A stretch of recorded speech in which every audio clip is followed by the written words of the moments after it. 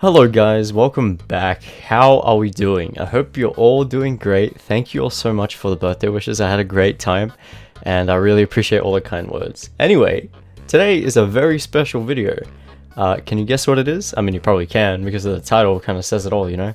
But we have a special guest in today's video and we're going to be going over a game together. Everyone, please give a warm welcome to Sybr, who is going to be joining us today for some juicy Kha'Zix. Hello everybody, my name is Sybr. For those of you who doesn't know me, I'm a Challenger Kha'Zix player on the North American server. I've started playing Kha'Zix ever since Season 6. One of my proudest achievements was hitting 91% win rate with Kha'Zix only from rank 2 Diamond, all solo without unduel. I make Kha'Zix related content just like Tinjus, and I'm very excited for our first collaboration. So there you go. Sybr is a Kha'Zix main just like myself and has managed to consistently reach high elo across multiple seasons. So we're going to go over a game of his together. We're also going to have a video on his channel so you can check him out. His links are in the description, but without further ado, let's jump into this very special Kha'Zix video. Here we are, everyone. Welcome back to a very special video. We have someone very special with us. One of the most talented NA Kha'Zix players in the world. Am I right? Everyone, welcome Sybr to the Tinjus channel. So we're going to be going over a game together and we will just go from there. That's basically it. Sybr, how are you doing, buddy? I'm doing really good. How about you, Tinjus? I'm doing amazing as usual. I'm hungover from my birthday, but that's okay. I'm still finding the time to make a video. But anyway, we are going to be going over Sybr's little playstyle with this little conqueror and not Hail of Blades. No, I'm jokes. Alright, so our Khan is going to find his way into the bush and he's going to have to flash out and our boy gets the first blood. And does he get another kill? Do you get another kill here? Oh my god, that's unlucky. That is actually tragic. So if many of you don't know, Kha'Zix Q will cancel if you lose vision of the target, and that was actually just tragic because you could have got a second kill there. That would have been absolutely crazy. And you are going to take away the enemy red, which is a bit cheesy, but hey, you do what you got to do to win, right? So why don't you tell me what your playstyle is this game and what your reasoning is behind going the conqueror setup as you have here. Right. So before the game, I always look at the enemy matchup and what the enemy team comp is. So this game I'm playing as Volibear. I haven't played against Volibear in a while in this elo actually.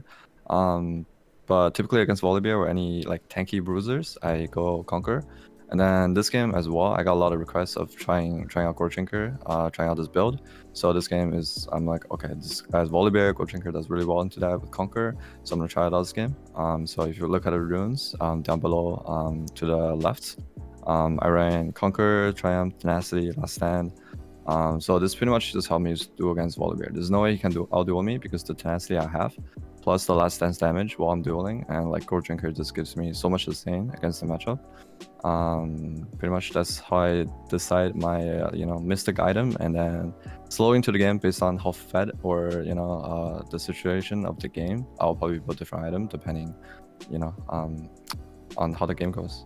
Pretty good stuff. Now I see you actually went and tried for another gank here in the bot lane. Was there a reason behind that, or were you just trying to take advantage of the lack of flashes on the enemy team instead of farming?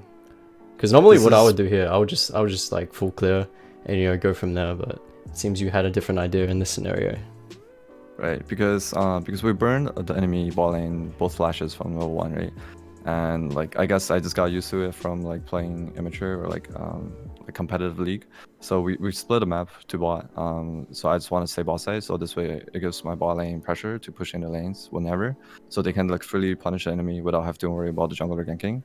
So this way Volibear can only play top side and I only play bot side. And I believe playing bot side is a lot better than playing top, because if you get them fed, you get two member on the team fed, and you have like pretty good dragon control as well. So I just want to camp outside as much as possible, and then this way just apply pressure indirectly towards the volley.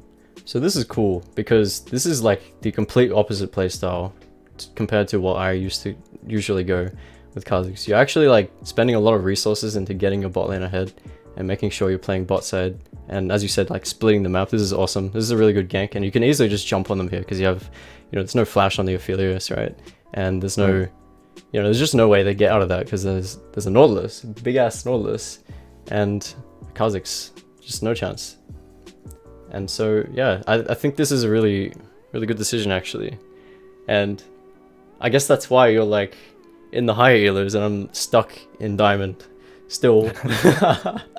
But hey, it's whatever. So I guess you do go back and do your camps now, right? Like, what could you do here in this scenario? Is there anything else that you could have done aside from taking your camps here, or is this like the only option? Right here, you have two options. So either I finish wolves and go to dragon right away, or I full clear up. But I think I full clear up in this case because my bot lane backed.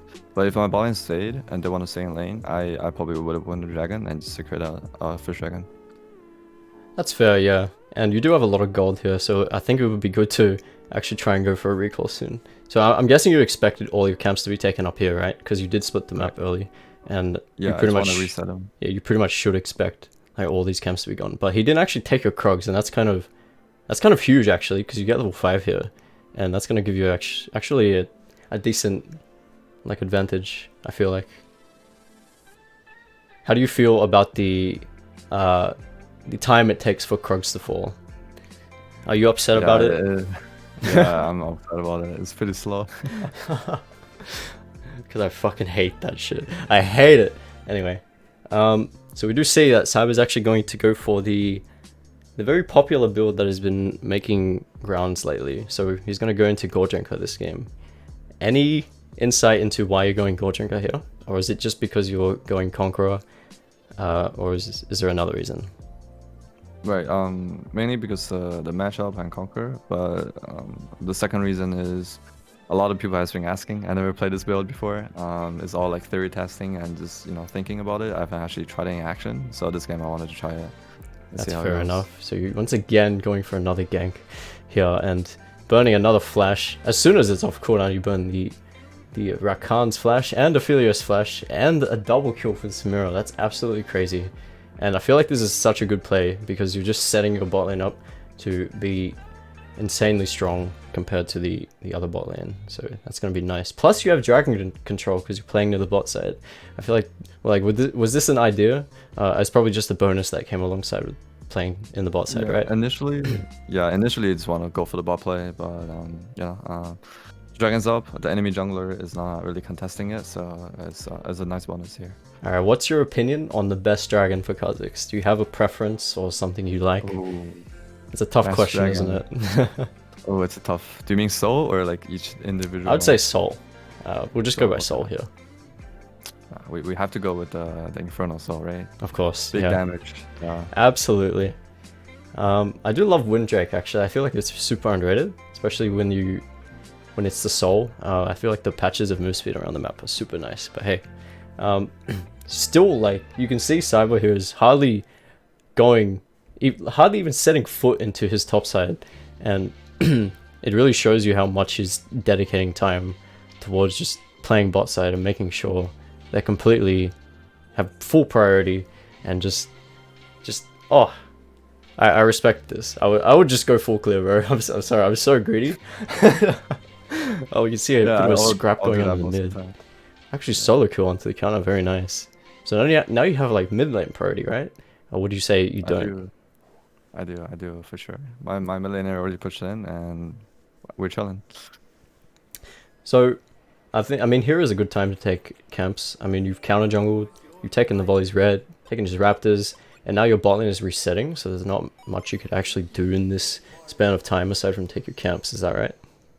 Right, correct. Because my mid and bot already reset, I'm just gonna farm up here and clear my own jungle. Right. And in any scenario, would you consider taking the Herald, even though you're really heavily playing bot side? Right. Herald is something typically, like, I know it's right to take, but it takes so long, I sometimes just don't want to take it, you know? That's fair. It depends.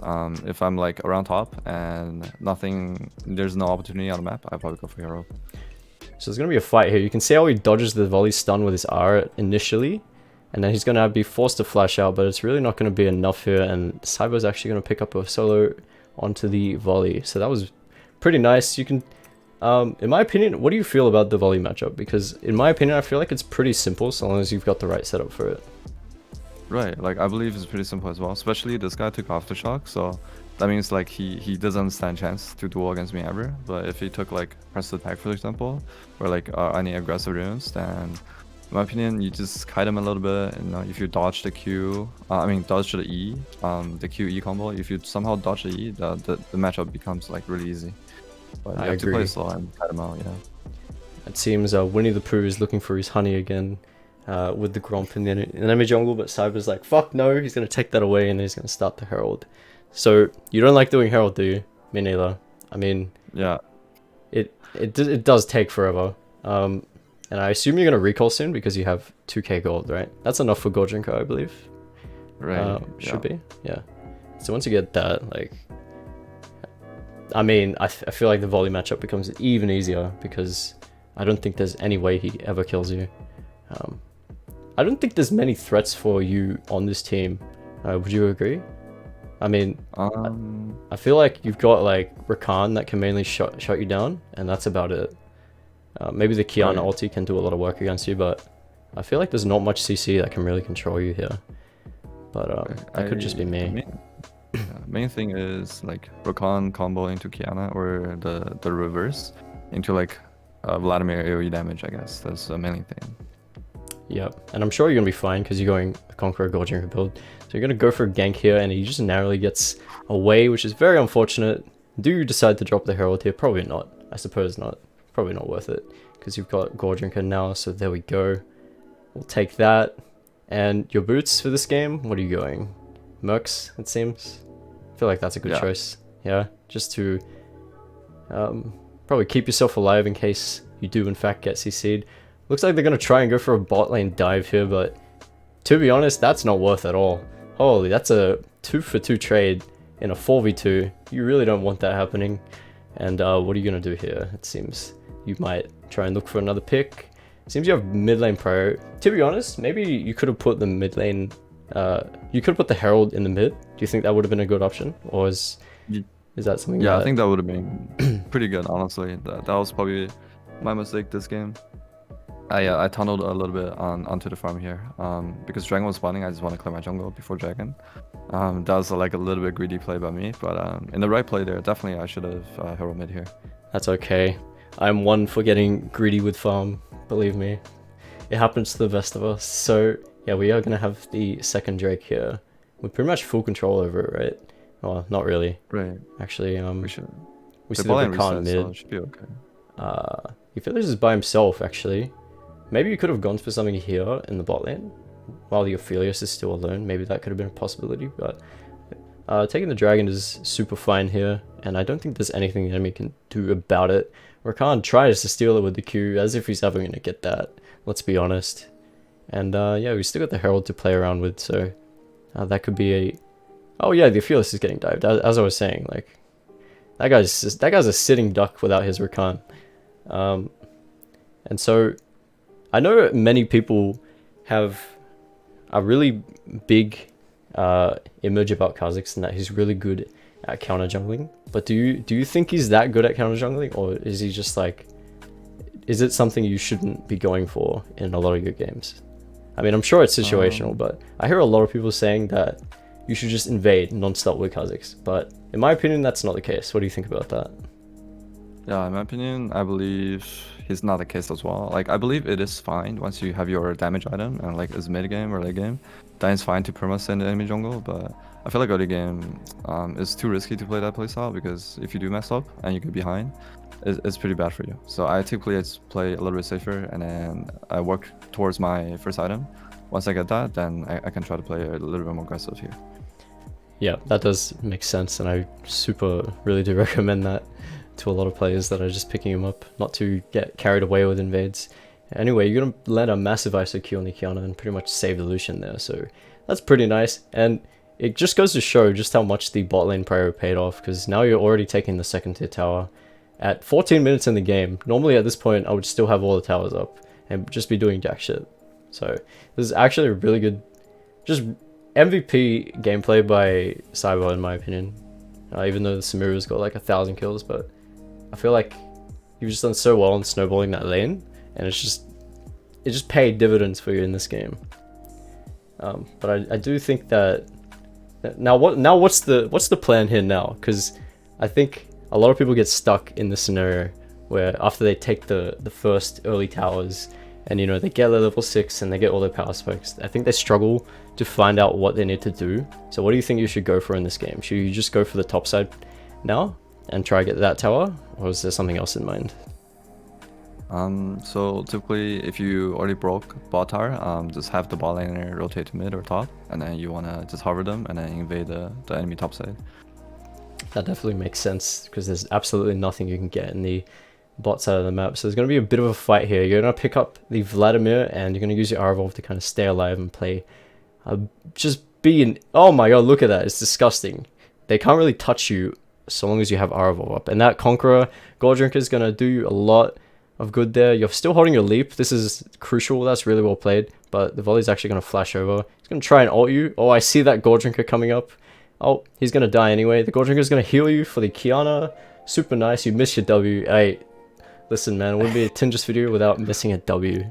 And I'm glad you have joined the religion of missing Ws. It's really something special. I appreciate that. So yeah, that was well played. I liked how you really just held your leap there. Because I feel like a lot of people panic and just decide to, you know, waste their leap. And then it's on cooldown for another, you know, 13, 15 seconds. So I feel like that was really well played. And what item are you going for next? Is it the cleaver, or is it something else with the Kindle gem? Right, I believe I go for cleaver here. I just want to completely test out like how well, you know, black cleaver synchronize with goredrinker, because I really like black cleaver due to the CDR it gives. The new ability haste, it gives you 20, I believe. 25 actually, yeah, just a straight up 20% CDR. Yeah, that's like really good here. So yeah, I just want to spam ability with conqueror and goredrinker. Yep, and that's the build that's kind of been going around lately. I think Agurin is a player that has been doing this too, and it's been, you know, I think it's been pretty successful for him in high elo, especially when it's a lot harder to actually play by yourself and kind of just solo carry. You kind of need to rely on your team in this elo. Would you say that? I definitely agree. It's definitely harder to play like full damage and then, you know, a 1v9 playstyle compared to, you know, like a bruiser goredrinker playstyle, where you can actually sometimes ignore isolation and just go in team fight. Yeah, for sure. And of course, Ka is a champion that is just really good at punishing mistakes, but less mistakes are being made in high elo, so I feel like it's harder to get that lead you really need. You're gonna go for a W here. Does the Vladimir die? No, he doesn't. Very unfortunate. But hey, you're still going to be able to grab that top tower, I believe. Yes, probably be able to. And then more prio. More prio means you can go for the Herald here, so that's pretty good. You got any plans of where you're going to put this, or is that just not something that's in your mind right now? If you remember, obviously. I don't quite remember how I did it, but looking at the game right now, I'll probably save it for mid tower, or yeah, probably save it for mid, because mid tower is harder to break compared to side towers. Right, so what do you think you should actually be going for here? With only the top and mid tier 2 towers? Oh, only top lane tier 2 tower now. Are you just going to try and go for that with the Herald? Oh, fight's going to break out. You're going to W backwards. I respect that. The disrespect. Alright, I like it. Going to find Kiana and ISO. She'd probably be dead if you had lethality, to be honest, but since you're bruiser, that's not something that can happen. Sybr is going to get a massive ult off. Holy, the solo here. You're going to be able to pick up the Aphelios, jump straight on the Rakan, and you're definitely blood hungry here. I respect that. And does the Kiana just narrowly get away? Looks like she does. But yeah, damn, that was a crazy ult from Sybr. And Kha'Zix will do his job as a janitor and just easily clean that up.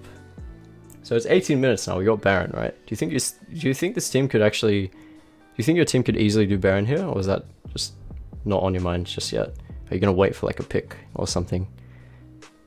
I think if we have complete control of the enemy top side, then we could probably sneak it, because we have like 3 on-hit champion, Symera, Lucian, and Aurelia. That's fair. Yeah. And yeah, I think that was a good play with the Herald, just putting it topside, opening up the map even more. so that you could potentially play for Baron. I mean, I think that's pretty good. And yeah, how do you feel about forcing Barons? Because I know I don't like forcing Barons at all, unless it's like pretty much guaranteed that I get it. But yeah, I guess is that common with you as well? Do you not like forcing Barons or? Yeah, I typically don't like forcing Baron unless I know like 90% is gonna work.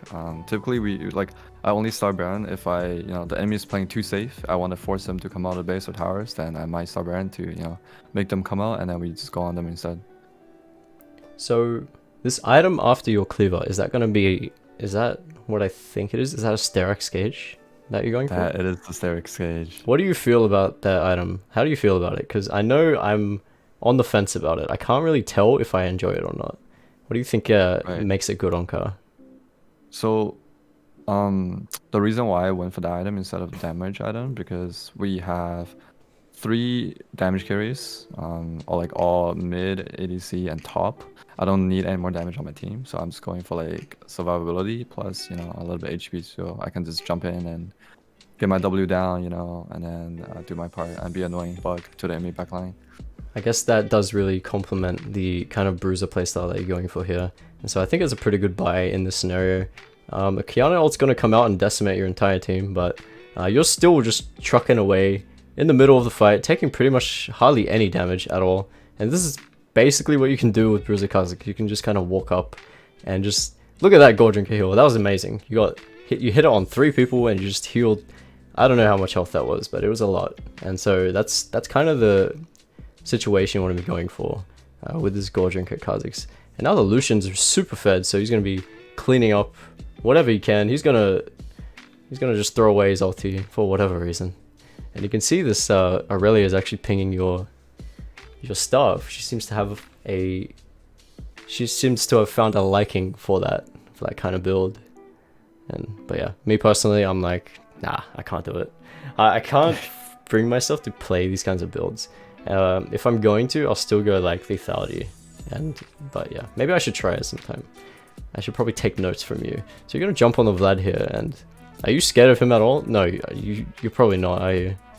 Like, there's just no reason for you to be scared in any of these scenarios because you have such a tanky build, and it's just fat chance for anyone that's gonna try kill you.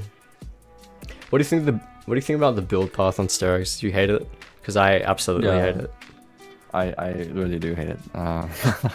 It's not that good. Typically, if you build it with cleaver, the phage is like another wasted item.